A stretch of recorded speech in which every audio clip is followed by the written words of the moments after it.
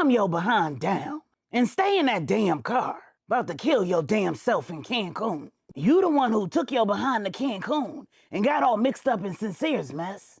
Now sit back and enjoy the ride. This is Bedtime Stories, Grownup Edition, Operation Anteater, bonus episode 4, part 2. Well, when we left off, Saint had a gut feeling that something wasn't right in Miami. He sent Natalia to check on Chantal. She was acting stranger than she usually was. Regina was preparing herself for her dinner cruise with Sincere, and Sincere had prepared to implement his diabolical plot on that cruise. So when Regina met Sincere at the valet stand at 5:30 as planned, she was dressed in her bikini with the tasteful, high-waisted cover-up that made her attire look more like date wear than swimwear. On her feet were matching pumps, and under her arm was a matching clutch. She was even wearing complimentary jewelry, all of which had been provided by the people person who Saint had contacted the minute that he verified the details of Sincere's plan, which he was able to do because Sincere was stupid enough to use the credit cards associated with the alias that he'd used to travel to Cancun and book the resort, an alias that Saint had helped him create. So when Regina stepped inside the chauffeured car, she had her game face on.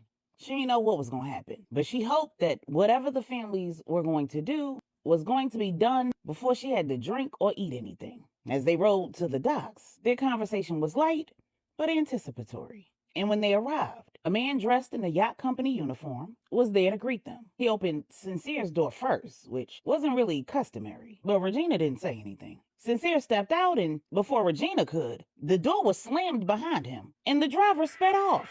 Meanwhile, in Miami, Natalia was going to check on Chantal. In the huge St. James estate, she had a pretty long walk to get from her suite of rooms to Chantal's, and she used that entire walk to pray that she would not find what her spirit suggested she was going to find. Nothing about this situation felt normal. She understood why Chantal would be upset to learn that her brother was just as bad, if not worse, than the people the families had been chasing for the past several years. What she couldn't understand, though, is why Chantal would take it so personal. Why would she do the unimaginable? Because her brother, by all accounts, turned out to be just as horrible as most people expected him to be. She couldn't have thought that her brother was an angel. He was barely a stand-up dude, let alone a decent human being. And there had to have been signs when they were growing up that he was exactly the person he turned out to be. When she got to Chantal's bedroom door, the door was locked. She knocked. She called out Chantal's name. She even called Chantal on the phone, and she got no response. And then her heart started racing, and a small voice inside said, "Get in there, now." So she turned to the guard who was stationed in the hall and said, "I need you to kick this door in." Meanwhile, in Cancun, the man who'd opened the chauffeured car door so that Sincere could step out was not an employee of the yacht company. He was Saint in disguise. And when the car door closed behind Sincere, he didn't even look back because his baby brother had a 40 cal pressed into his back. And he told him, "Do not press your luck. I will drop you where you stand, nigga. Get on the boat." So Sincere got on the boat. And with that 40 cal pressed to his back, he sat his behind down when his baby brother said, "Sit down." Then Saint nodded to the captain, and the yacht left the dock. As the boat pulled off, an identical chauffeured car pulled up to the dock.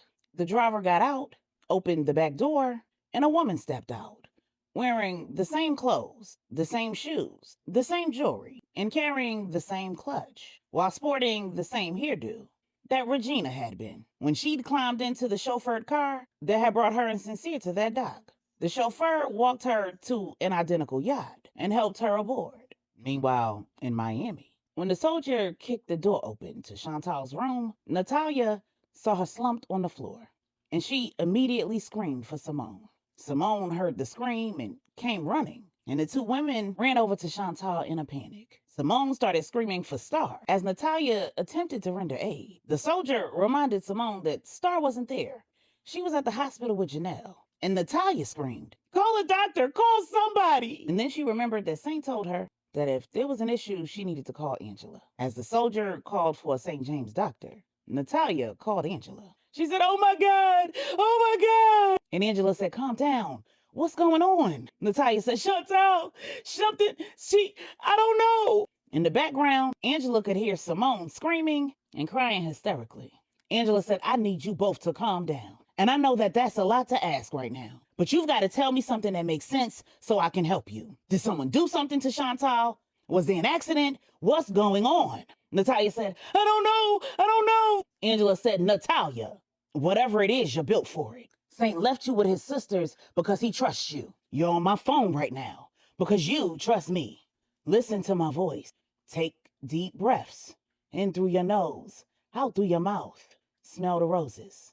Blow out the candles. And as Natalia attempted to center herself by taking deep breaths in like she was sniffing roses and letting those breaths out of her mouth like she was blowing out birthday candles, she finally was able to say, Chantal just found out today what Sincere did to me in summer. She didn't take it so well. We just found her on the floor in her room. Angela said, you are CPR certified. You know what to do. Does she have a pulse? When Natalia said, it's light and thready, Angela asked, is she breathing? Natalia said, barely. Angela said, stay in control. Try to revive her.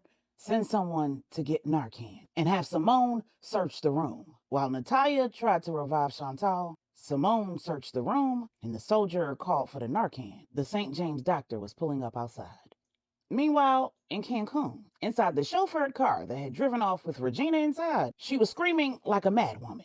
The driver was saying, Miss Johnson, it's okay. Mr. Johnson and Mrs. St. James sent me. Come on, you gotta stop. Because Regina was trying to beat him to death with her damn pump. She'd seen enough movies to know that there were drug traffickers in Mexico who kidnapped women with money. And she wasn't letting this fool take her to the next location. She didn't give a darn if he didn't look Mexican, spoke perfect English, and didn't have an accent. He was going to have to do better than dropping names if he wanted to keep her from putting a hole in his head with the heel of one of her pumps. Somehow he managed to get the partition closed, enough to prevent her from continuing her assault, while he called LJ on the car's Bluetooth. And just as Regina got the door open, right before she could jump out and do her own version of a Steven Seagal jump, tuck, and roll, she heard LJ say, Regina Johnson, calm your behind down and stay in that damn car. About to kill your damn self in Cancun. You got a flight to catch. Regina said, what the hell is going on, LJ? LJ said, you tell me. You the one who took your behind to Cancun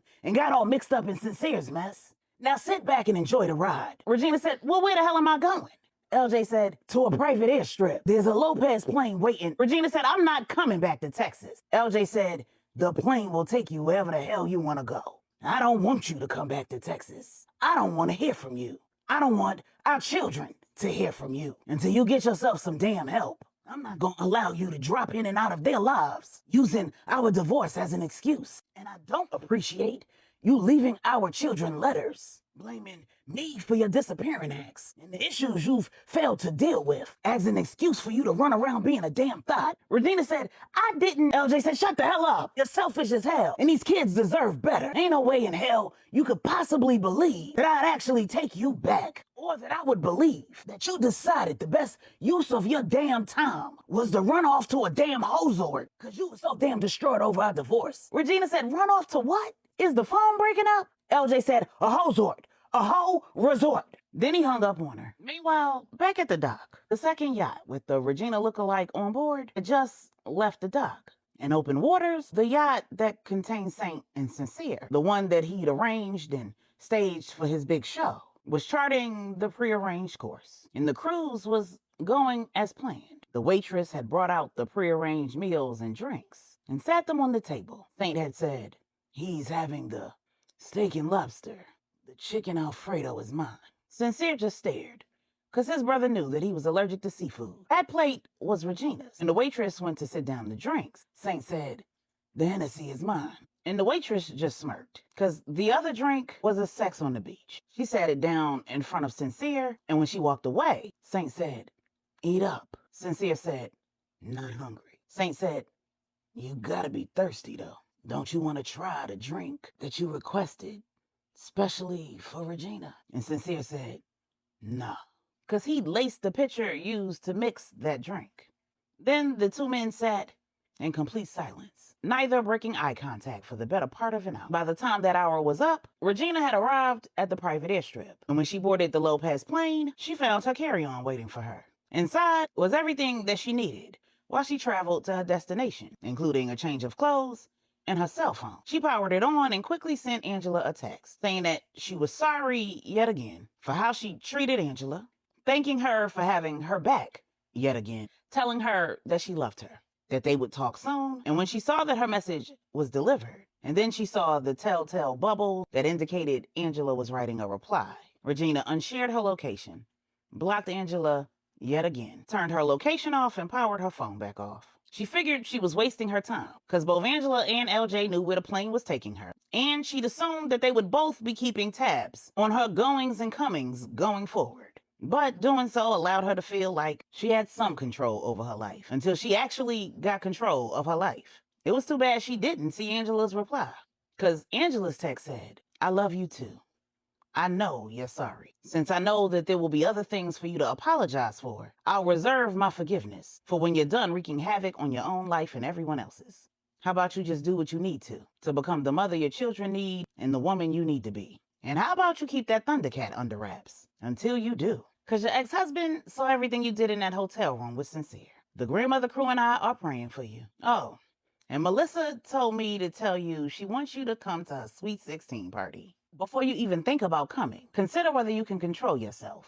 If so, let me know where to forward the invitation." Meanwhile, in Miami, the soldier arrived with the Narcan. Angela walked Natalia through administration of it, just as Simone found an empty bottle of pills underneath the bed. Apparently, it rolled under there when Chantal collapsed. Shortly thereafter, the doctor entered the room, and after a quick examination and reading the pill bottle, he told them that there was nothing he could do. Chantal needed to be transported to a level 1 trauma center immediately. Simone almost lost it again. He reassured her that the Narcan was Chantal's best bet, because the pills she'd swallowed were in fact opiates. Her pulse had improved, and so had her breathing. His privileges at the level 1 trauma center and the fact that there was a landing pad on the grounds of the St. James estate meant that a medevac could be summoned and it could land and take off in a matter of minutes. So her chances of survival were better than most. The average person who took what Chantal had taken and been down as long as they suspected she had a very slim chance of survival. Chantal had the advantage of having access to Narcan, a family physician, and a medevac, and that meant the odds were in her favor. He could not guarantee that she would survive, that she would even regain consciousness, but he was hopeful, and they should be too. Natalia said, "To hell with hope, we are going to pray like heaven." Then they jumped in a chauffeured car and headed to Jackson Memorial. The helicopter was going to beat them there, but they were going to get there as soon as possible and stay by Chantal's side for however long recovery took. As they rode in the chauffeured car, Simone called Star and Natalia called Summer. They both brought the other women up to speed. They agreed to meet them at Jackson Memorial. When they all arrived, Simone told Star and Summer that in addition to the pill bottle, she'd also found a note on Chantal's desk addressed to Saint. And Star said, "Give me the damn note." Simone said, "I gave it to Natalia. She can give it to him when he gets back." Star said, "To hell with that. We need to know why she did this." Summer said, "Knowing the why isn't going to change anything. We need to be focused on praying. And Janelle and the baby, when are they scheduled to be discharged?" When Star said, "They're being discharged tomorrow. Now, I want to know what's in this damn note." Natalia said, "I'm not opening that letter or giving it to anyone else to open, unless Saint asks me to." Star said, "Fine, I'll call him." Then she grabs her phone and went to call Saint. Summer snatched the phone out of her hand and said, "I understand that you are upset right now, but do you think that it's a good idea to call Saint knowing that he's looking for your other brother right now?" Star said, "Saint is the brother who actually cares. He's the brother who would want to know." Natalia said he called her because he knew something was wrong. Natalia said, "And he also told me that there's only so much that he can handle and do from where he is. He told me that if anything went wrong to call Angela, and I did. As a matter of fact, I'm gonna call her right now. Let's let her settle this." When Natalia ran it all down to Angela, Angela asked, "What can Saint do to help Chantal right now?" Star said nothing, but Angela said, "And what will knowing what's in the letter change about the current set of circumstances?" Natalia said, "Absolutely nothing." Angela said, "There's nothing Saint can do that's going to help Chantal, and reading that letter isn't going to help Chantal either. Do not call Saint." Simone said, "But what if Chantal Chantal dies. Angela said, this is going to be hard to hear, and I'm not trying to be insensitive or mean. But if God forbid Chantal dies, she will still be dead when Saint gets back. Star said, well, damn. Angela said, is Saint a magician? Does he have some magic way to resurrect dead people that I am unaware of? Star said, no, but Angela said, I can say with some level of certainty that there is absolutely nothing informing him of her death will do other than to cause him pain, while he's smack dab in the middle of a situation that's already painful enough. I get that you don't like that answer. It doesn't feel good. But logic has got to outweigh emotion right now. When Natalia asked whether Angela thought that Saint would be upset when he came home and found out all that he'd missed, Angela said, before Saint went and sat down with his sisters, he and I had a little conversation. One of the things he shared with me was that he survived those 8 months of incarceration completely in the dark about what was happening in the lives of the people that he loved, by reminding himself that God is always in control, and by remembering just how little control he has over the choices that other people make. Saint called you because he knew something was wrong, Natalia, and then he did what he could do, ensured that you had the support you needed, and left it in your hands, even if you didn't feel capable. I bet my last dollar that he also placed the situation, his sister, and you in God's capable hands, so that he could go back to the job at hand and focus on what he needs to do so he can come back home alive. Hearing that, all 4 of the women agreed not to open the letter and not to call Saint. Even if the worst happened, the last thing they wanted to do was cause Saint to get caught slipping as a result of being distracted by a situation he couldn't fix. Meanwhile, in Cancun, while Saint and Sincere was staring at one another in absolute silence, Saint was in fact praying for everybody. His sisters, his girl, Janelle, his nephew, himself, and his brother. And just as he silently said amen in his mind, he felt the yacht slow and stop. He also felt all of the tension he'd been holding in his body dissipate. He stood up, held his brother at gunpoint, and said, let's go. The 2 men watched as an identical yacht pulled up alongside their vessel. A gangway was extended between the 2 vessels, and a man and woman who could have passed for Regina and Sincere, dressed in the same clothes that they were wearing, crossed from one yacht to the other, pointed guns at Sincere, and then Saint crossed from one yacht to the other. And all 3 of the gunmen held Sincere at gunpoint while watching him cross from one yacht to the other. Then Sincere watched as the yacht that he'd rented headed back towards the shore, while the identical yacht that he and Saint were now on headed further out into open water. Sincere said, so now what? They gonna take that boat back to the docks, deboard, pretending to be me and Regina, looking like everything went off without a hitch for the cameras on the dock, while you kill me out here and throw my body in the water so that the sharks can devour my corpse? Saint said, nah. Now I'm gonna try to convince you to abandon your quest for revenge. Return to Miami with me so that you can meet your new son, resign from the St. James organization, and become a civilian and a father. Sincere laughed and said, you make it sound so easy. You was smart enough to find me, but you got to be stupid as hell if you think that I would do that and really believe that the 5 families and all other damn people who want a piece of me are actually gonna let me live. Saint said, stupid? Nah. Hopeful? Maybe. I would like nothing more than for you to prove all of the doubters wrong. For you to choose to be a better man than our father was. By going home like the prodigal son. Not really believing redemption is possible, but preferring life over death. Sincere said, oh really? And what changed? Because when you walked into that roundtable meeting, you had murder in your eyes. You wanted my head and Catherine's. Saint said, it just so happens that I fell in love with a woman who loves me, but she loves and fears God more. She asked me to let you live. Can you believe that? Sincere said, of course I can, because she's stupid, gullible, naive, and weak. Her sister's the real prize. Had I met her first, none of this would even be happening. Saint said, so none of this is your fault. It's mine, Natalia's, Courtney's. Sincere said, I made mistakes, but Saint said, but you were never prepared to be a man, to be a father, or to be a kingpin. Meanwhile, in Miami, when the nurse came out to give the ladies an update, Simone was inconsolable again. They'd been informed that all they could do was wait, hope, and pray. The Narcan had bought Chantal time, and getting her to the hospital as quickly as they had given doctors the opportunity to give her a fighting chance. Her system had been flushed, she was on a ventilator, and she was being monitored. Only time would tell. Simone said, why would she do this? Star said, because she's a damn dummy. Simone said, no, she's not. Stop saying that. You shouldn't have never told her what Sincere did to Summer and Natalia. Star said, oh, so now it's my fault. It's not Sincere's fault for doing it. It's not Chantal's fault for believing that Sincere was a better person than we all knew he was. Summer said, I just don't understand why finding all of this out caused Chantal to do this to herself. I mean, she's a believer, and most believers believe that this is one of the sins that's unforgivable. Natalia said, I don't know. Simone said, I can't lose my brother and my sister. Why would she do this? Doesn't she understand how much we love her? How much we need her? Natalia said, people make decisions like this usually because they're not thinking clearly. They can't see the whole picture, and they certainly can't prioritize other people's needs. Summer said, yeah, usually they're hopeless, and hopelessness leads to helplessness. And Natalia said, and that helplessness leads to more hopelessness. And Star said that Sincere deserved to be hopeless if their sister was going to be helpless. Natalia said, what your brother did may have been part of what made Chantal feel hopeless. But even that isn't the cause. Think of it as the final straw that broke the back of a camel that was barely carrying the weight that was already on its back. Star said, that's it. When she and I finished talking, she ran off to go talk to her best friend Gretchen. Then she came back and tried to check out. Gretchen told her something she couldn't handle. I'ma kill that.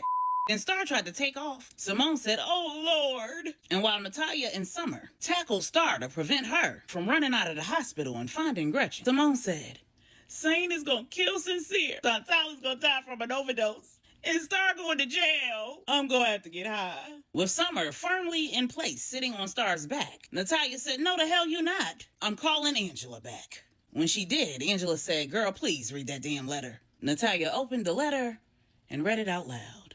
And it started by saying, Dear Saint, please don't be mad at me, but I couldn't take it anymore. I cannot understand how a good God could allow so much evil to exist in one world.